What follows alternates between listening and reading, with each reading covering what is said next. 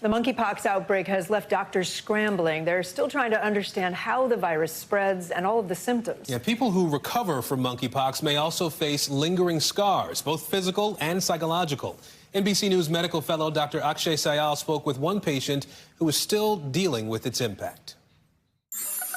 It was something that I'd never seen on my face before.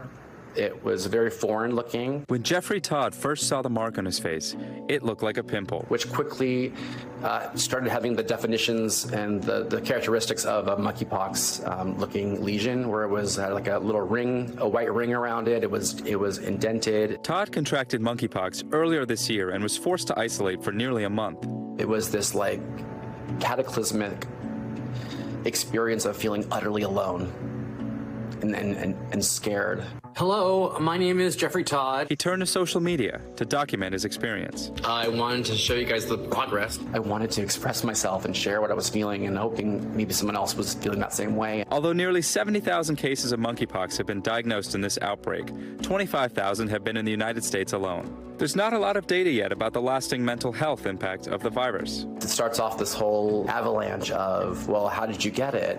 Well, what were you doing? Who were you with? So it's like there's an added like shame base that it goes on top of it, which is unfortunate. Dr. David Hankins is a psychiatrist who primarily treats patients with HIV. Some of my patients, it really harkens back to the early days of the HIV crisis. And some of my patients are quite angry and frustrated and asking themselves if monkeypox primarily affected a different group of people that was not men who have sex with men, not gay men, might the public health response have been different? With information gaps in monkeypox's lasting physical effects, too. We've seen many people with symptoms that are so severe that they are unable to go to the bathroom, urinate, or eat without excruciating pain. For now, Dr. Hankins is helping his patients build resiliency. To really drill down on examples from their past of when they have successfully faced challenges or managed adversity. Todd, left with scarring on his face and neck, is desperately trying to return to his old self. My current focus is really just sort of feeling like the person that I was before, and I'm trying to get that confidence back. And Dr. Sayal joins us now to talk a little bit more about this. You mentioned in the piece there that you sort of likened this or made some comparisons to the HIV crisis from a couple of decades ago. Talk a little bit more about the connection there. So Dr. Hankins is a psychiatrist. He primarily treats patients who have an HIV diagnosis. And, what he was telling us was that a lot of these patients are, when they get diagnosed with monkeypox, they think back to a time when they were diagnosed with HIV, when we have an infectious disease that's primarily targeting gay men.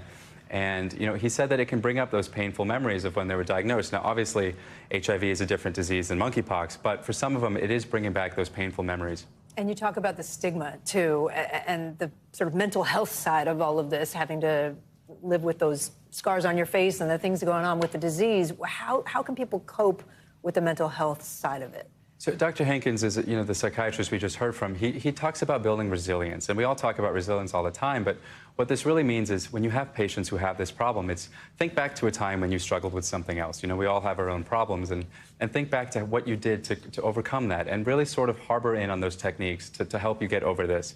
Because those scars, like you mentioned, can be really, really unsightly. Are there any ways to minimize the scarring? There's sometimes internal scarring, too, right? Yeah, there are some ways. And that patient we just heard from, Jeffrey, he's actually undergoing a procedure. He underwent a procedure last week where they actually take a flap of skin from your stomach and they take the scar out and they use that skin flap to cover it up. But there are other things. There's lasers. There's what we call dermabrasion, which is creating little micro scars in your skin. And there are some sort of topical agents we can use, but it remains to be seen how effective they'll be for these scars. Can you give us a really quick update? Where are we at with monkeypox? So, the good news is the case counts are coming down, vaccinations are going up, and, the CDC actually came out with some data last week that if you do have the first dose of the monkeypox vaccine, you are 14 times less likely to have the disease than somebody who didn't. So for those of you out there who can get the vaccine, it's still something you really want to get. Thanks for watching our YouTube channel. Follow today's top stories and breaking news by downloading the NBC News app.